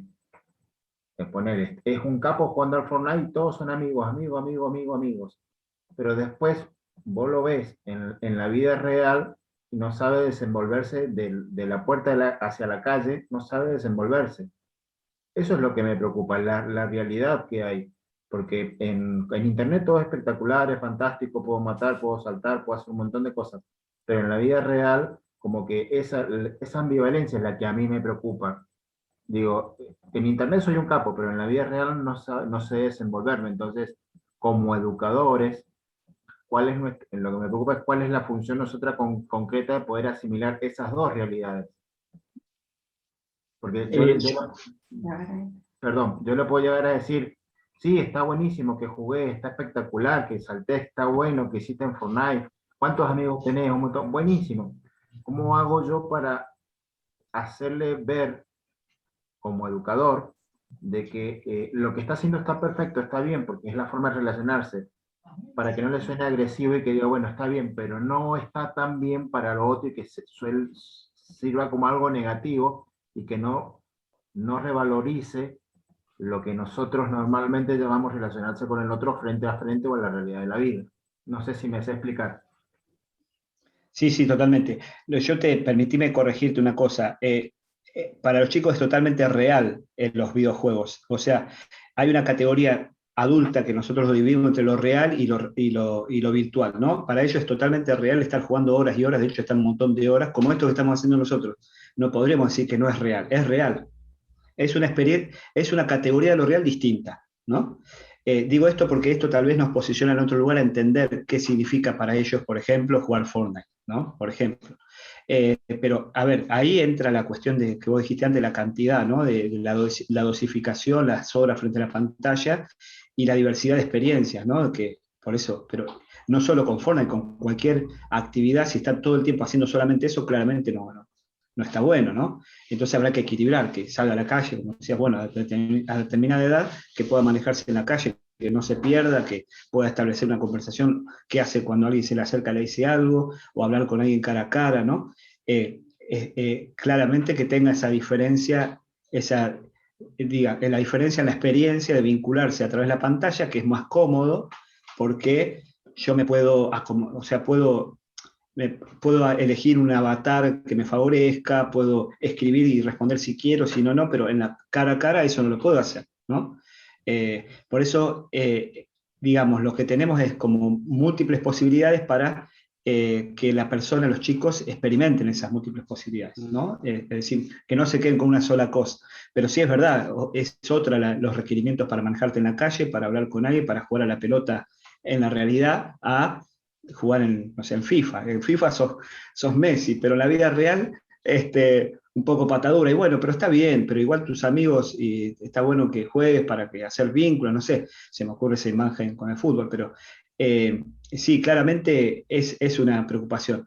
No solo la cantidad de horas, porque nosotros, bueno, otra investigación que hacíamos, veíamos que había mucha preocupación de los padres por la cantidad de horas que están frente a la pantalla, pero un desconocimiento de qué hacían frente a la pantalla. Porque una cosa es estar, no sé, mirando videos y otra cosa es estar jugando qué, con quiénes están hablando, ¿no? Por eso, una de las cosas que en esta investigación que hicimos sobre Fortnite concluíamos en las familias, que lo que había que establecer es el diálogo intergeneracional, el diálogo entre los padres y los hijos sobre los videojuegos, que los videojuegos, las cosas que hacen con las tecnologías, formen parte de los temas de los que se habla en casa. Porque lo que pasaba era como, nosotros encontramos que los padres que menos sabían sobre Fortnite o sobre los videojuegos eran los que más preocupaciones tenían sobre los videojuegos. O sea, cuanto más desconoces un tema, más miedo te genera. Pero si vos te interesás en el tema, a ver, mirá lo que jugás acá, que como decís vos, esto reconociéndoselo, qué bueno que está, mirá, qué bien que jugás, qué sé yo. Los chicos decían, me gustaría que mi papá me viera jugar, me gustaría que jueguen conmigo, aunque juegues mal, porque siempre te van a ganar. Yo intenté jugar al FIFA con mi hijo, olvídate, ¿no? Pero bueno, verte cerca, hablar del tema, bueno, y si establecemos ese diálogo va a ser más posible que cuando pase algo, cuando se le acerque a alguien porque quiere verlo o algo raro, si está establecido ese canal de diálogo es más fácil que hablemos de eso, digamos, ¿no? Pero bueno, para eso implica para nosotros salirnos de esto que decía antes, ¿no? De la comodidad y de meternos ahí en el barro y hablar con ellos, pero sí, coincido que hay que dosificar como en todo, digamos, ¿no? Gracias. Gracias. Hay dos preguntas más, Viri, Ale, y después Pat y Nando, hay tres. Bueno, no sé si te parece también por los tiempos que pueden plantear las preguntas los tres, y Francisco, haces una síntesis, te haces cargo de las tres juntas. Dale. Entonces, Viri y Ale, plantean ustedes primero, después Pat y después Nando. Dale, hola a todos. Bueno, la nuestra es rápida, así damos tiempo al resto.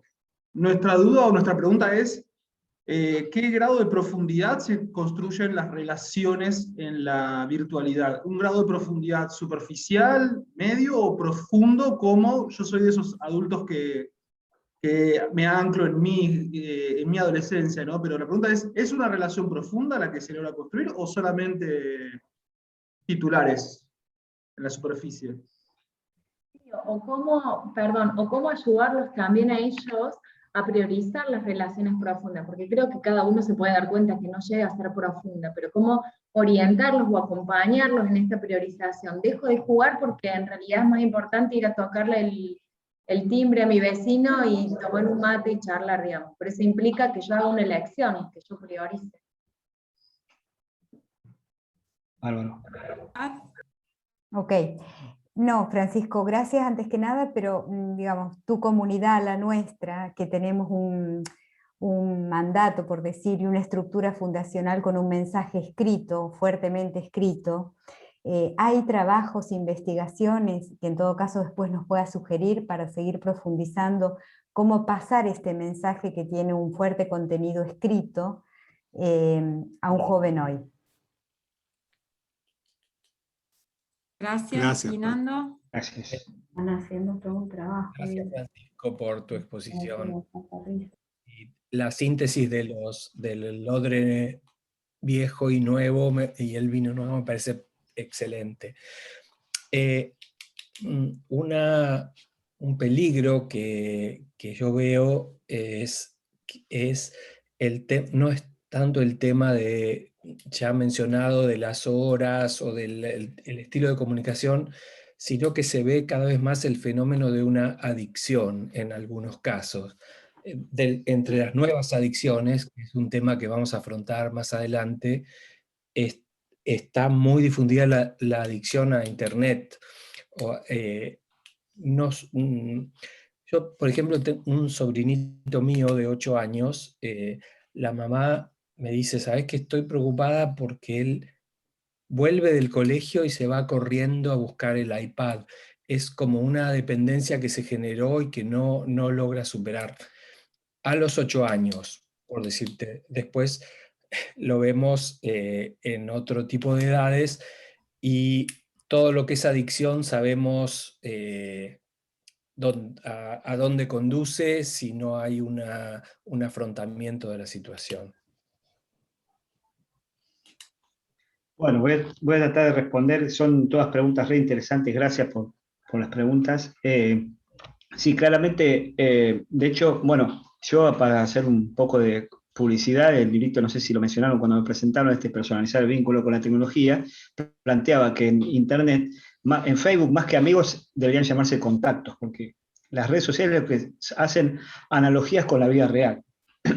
¿De qué modo Facebook se le ocurrió presentarle a la gente cómo van a ser tus contactos con la idea del amigo? Y sabemos que uno no puede ser amigo, salvo que seas Roberto Carlos, puede ser un chiste muy básico, que no puedes tener 1 millón de amigos, ¿no? No puedes tener 1.354 amigos. Claramente son contactos circunstanciales para compartir algo de información, no son amigos. O sea que esta primera pregunta coincido, no es el nivel es una amistad superficial la que ofrecen las redes sociales.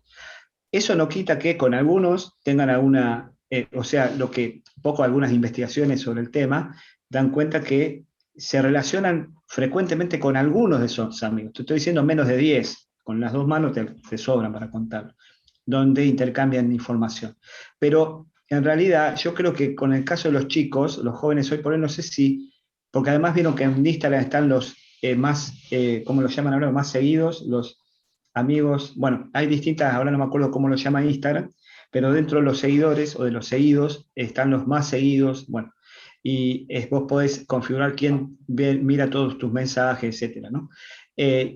Pero yo diría que en el caso que uno ve, ¿no? Con los chicos, que se juega mucho más en WhatsApp eso, que en las redes sociales, el tema del contacto más frecuente, de contarse cosas, de mandarse audios contándose demás. En las redes sociales interviene mucho esto de la postura, la performance, la actuación, ¿no? El espectáculo, una cosa más de un show muy adornado, digamos, no tanto un show que se quiere hacer amigo, sino un show que se quiere mostrar.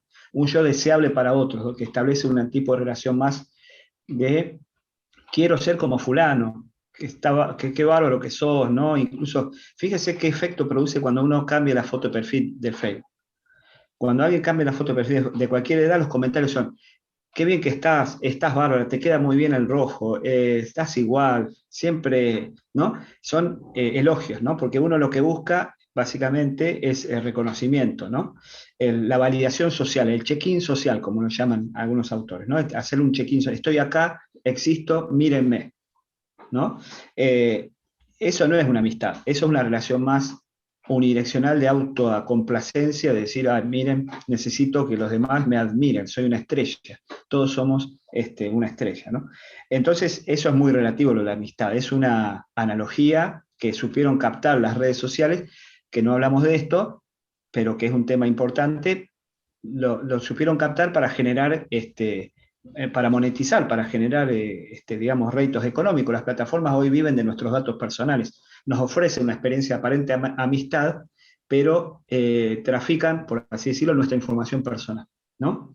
Esto pasa en todos lados, pasa con todas las redes sociales, pasa con Netflix, etc.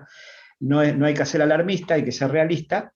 Quizás si ven el documental el dilema de las redes sociales, es demasiado alarmista porque termina llamando dejemos las redes, no hay que llegar a ese extremo, me parece, porque ahí está la vida, digamos, pero sí hay que ser muy crítico con eso. Las relaciones de amistad es otra cosa, coincido que no hay que darlas por sentado ahí.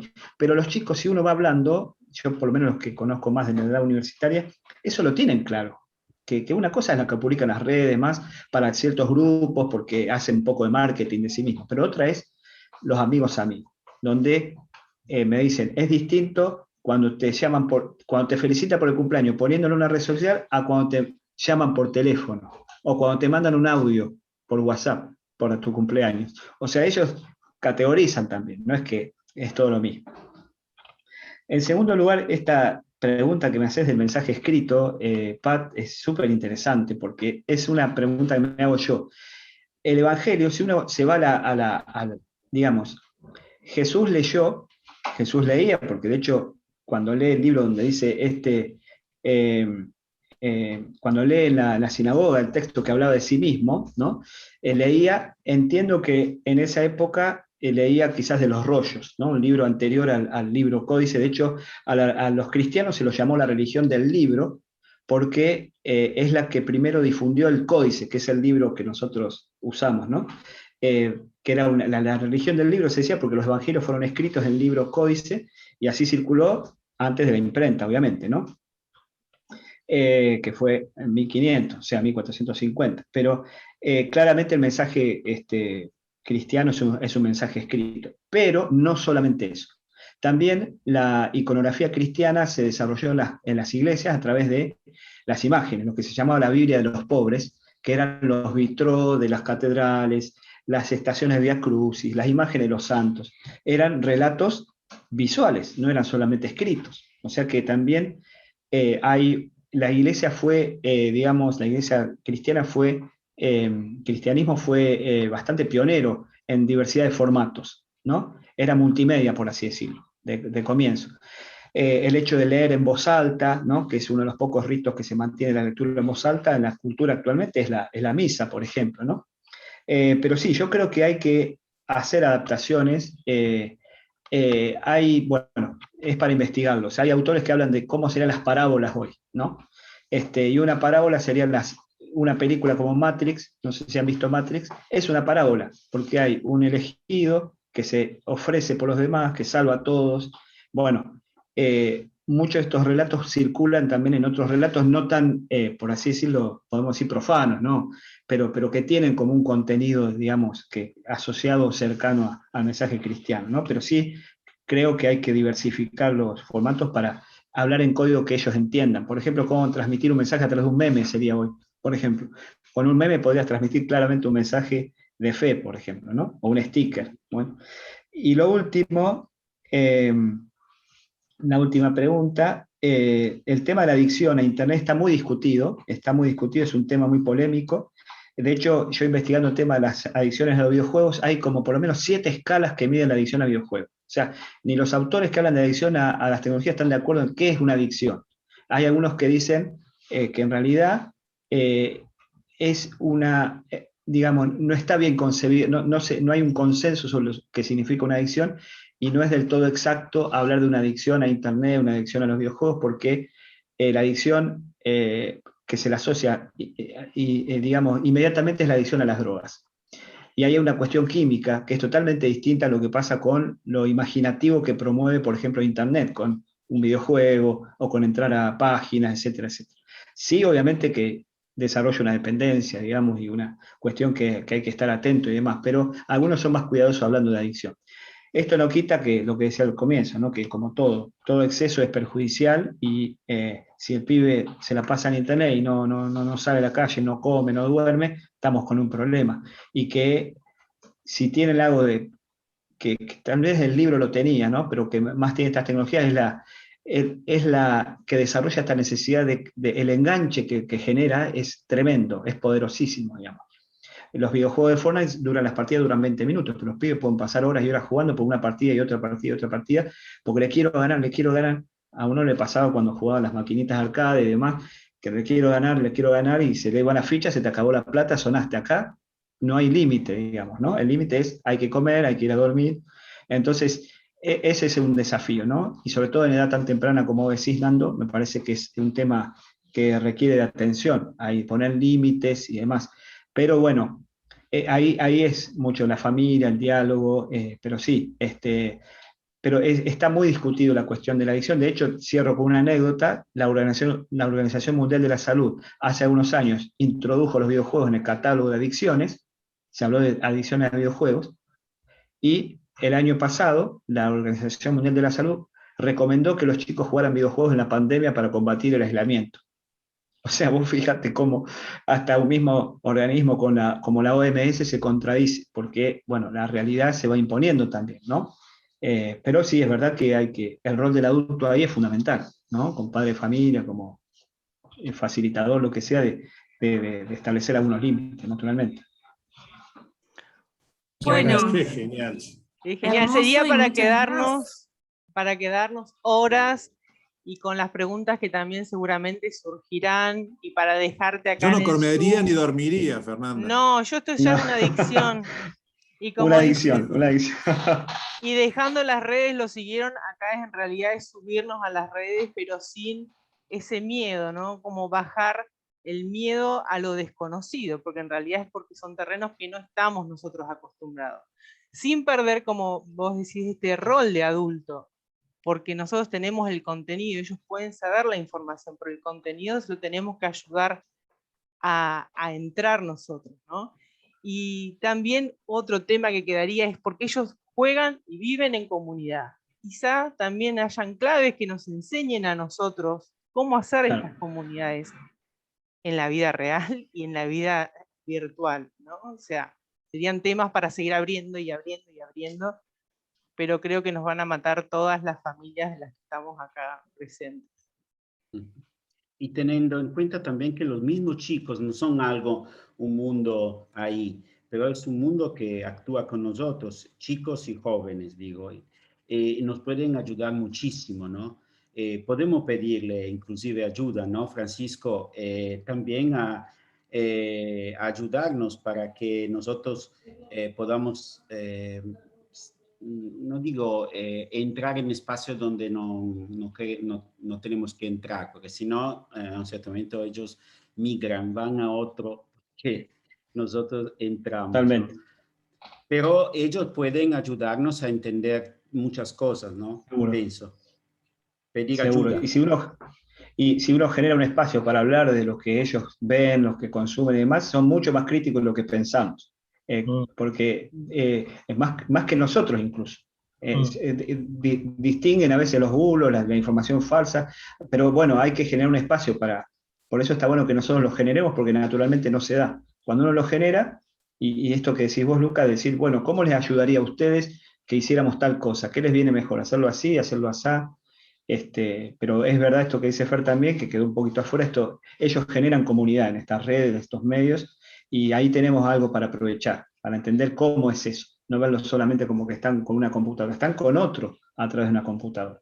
un investigador decía algo así que a mí me gustó. Los chicos no juegan a la guerra en los juegos en red, juegan a trabajar en red, porque el día de mañana van a trabajar así, digamos, ¿no? Juegan en red, juegan a la red, digamos, ¿no? Y ahí creo que la red, que es la analogía que traía Fernando de las redes del pescador, me parece que es algo más, una imagen más cercana para nosotros, de cómo hacer red con ellos también, ¿no? Si nos llegaran preguntas, ¿te podemos mandar? Sí, cómo no, con gusto. Ahí está, así que bueno. Muchísimas gracias a todos los que han estado. Gracias, Francisco. Gracias a ustedes, gracias por la invitación. Gracias. Y nos seguiremos viendo por este mismo canal, a misma hora y distinto día o mes. Gracias a todos los que nos han acompañado. Y si quieren mandar alguna pregunta a los que los invitaron, mándenlas y las hacemos circular. Gracias. Perfecto. Gracias por la invitación. Muchas gracias. Que estén bien. Gracias a todos, gracias Francisco. Muchas gracias, Paco. Gracias a todos. Gracias. Vicky. Gracias Dios, por venir. Gracias. Estuvo bueno. Cristo de las redes es la canción que tenía que haber estado acá, Fer. Sí, tú has venido a la orilla. ¿Cómo no la pusieron? Esto queda grabado. Esto queda grabado, vamos a parar.